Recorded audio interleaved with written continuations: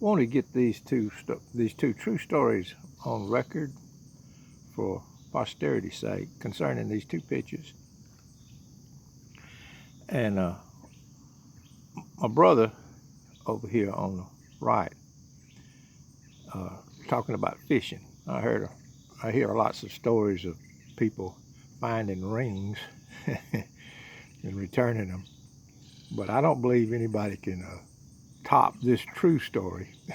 These class rings, yeah, lost class rings and college rings and stuff, and then people returning them in years and years later. But I don't believe any of them can be any more, uh, what's the word, miraculous than this one I'm fixing to tell you.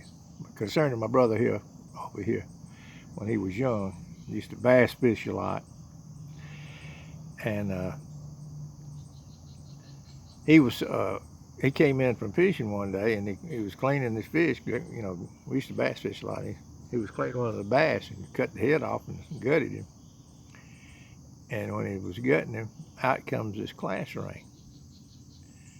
And anyway, that fish had somebody had lost that class ring, and that fish had swallowed it up at the lake. Now look, that's very probable, because you know a gold ring or a silver ring would flash like a lure. Anyway, it had swallowed that ring up. My brother caught the fish and read the name in the school and got in touch with him and returned that ring to a fellow up in Atlanta, Georgia. That's a miraculous story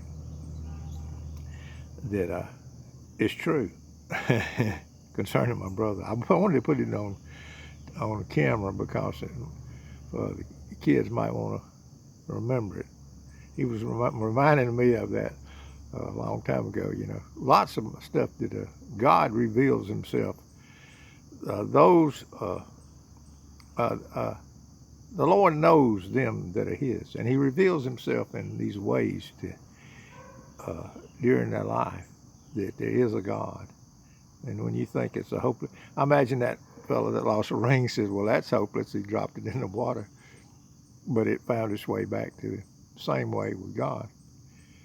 It might not happen that way with you every day, but anyway, that had a reason. There was a reason for that. And anyway, he returned that ring.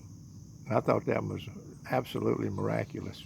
You hear about stuff like that all the time, but a fish swallowing it, and someone catching the fish and then returning it.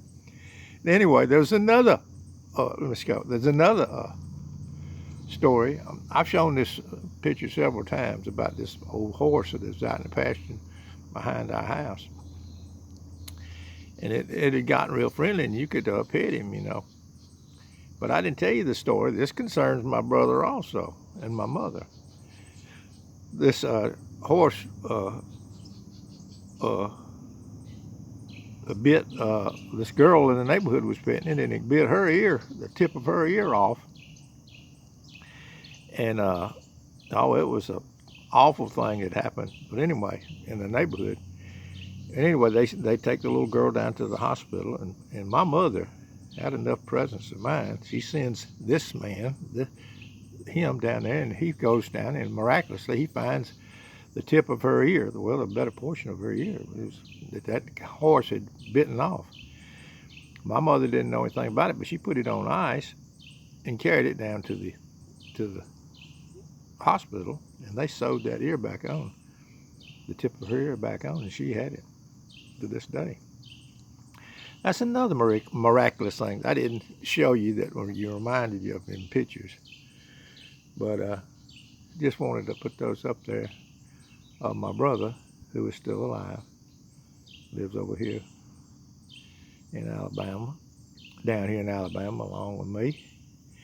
Anyway, those are the two true stories that I wanted to put up there. The Lord knoweth them that are His. He also chastens those whom He loves, brothers and sisters, and reveals Himself to you through His chastening and through your trial and error, through your letting you know that you're a sinner just like every other man, and he was chasing you during your lifetime through trial and error.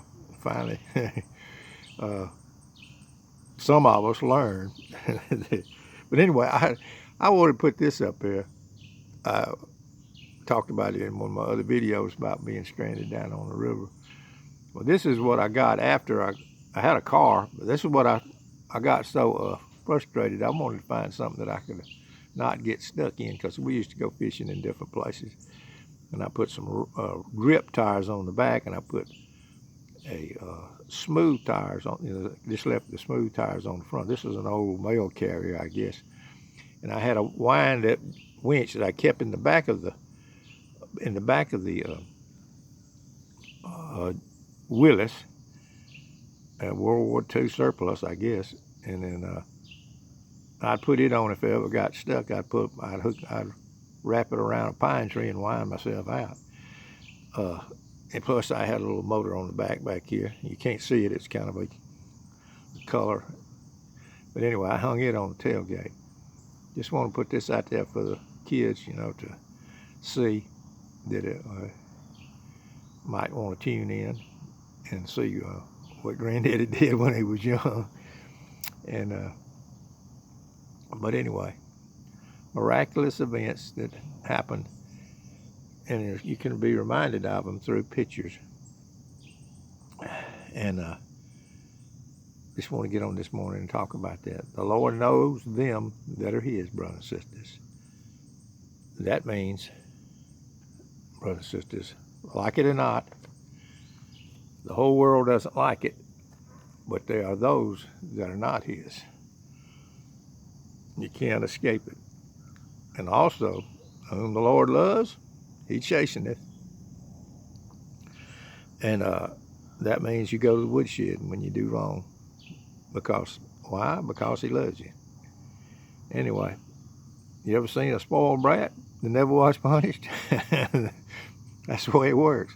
But anyway, just want to get on here again, show you a couple of miraculous things that happened that reminded me through pictures.